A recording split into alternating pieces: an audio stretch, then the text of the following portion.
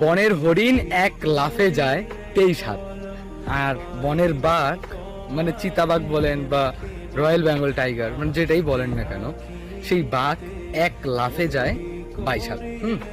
So অঙ্কের হিসেবে বাঘ কিন্তু হরিণকে কখনোই ধরতে পারে না অঙ্কের হিসেবে, কিন্তু বাস্তবে ঘটে ঠিক উল্টোটা, মানে বাঘ হরিণকে ধরেই ফেলে যেভাবেই হোক না কেন।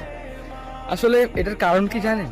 এটার কারণ তেমন কিছুই না, এটার কারণটা হচ্ছে হরিণ দৌড়াতে দৌড়াতে মাঝে মাঝে পিছনে ফিরে তাকায় যে বাঘটা তার থেকে কতটুকু দূরত্বের মধ্যে আছে, ধরতে পারবে কিনা।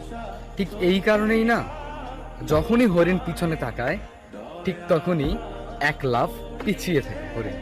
যখনই পিছনে তাকায় ঠিক সেই সময় এক লাফ পিছিয়ে থাকে, মানে 23 হাত পিছিয়ে পড়ে যায় হরিণ। এরপরে বাঘ খুব সহজেই হরিণকে ধরে ফেলে। আমি এই কথাটা কেন বললাম জানেন?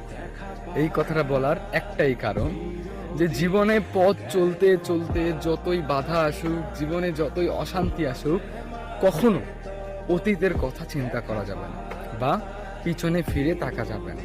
আপনি যত পিছনে ফিরে তাকাবেন তত আপনি মানে জীবনে সফলতার দেখা আস্তে আস্তে মানে আপনার সফলতার দেখা কমে আসবে যদি আপনি পিছনে তাকান।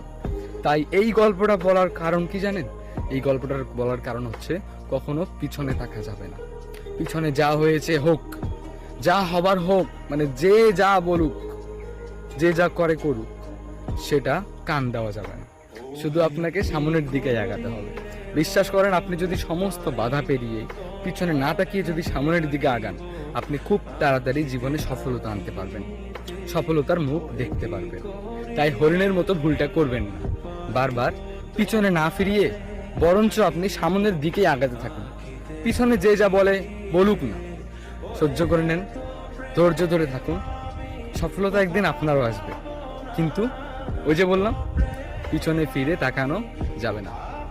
আর ভিডিওটি যদি ভালো লাগে একটা শেয়ার করতে ভুলবেন না।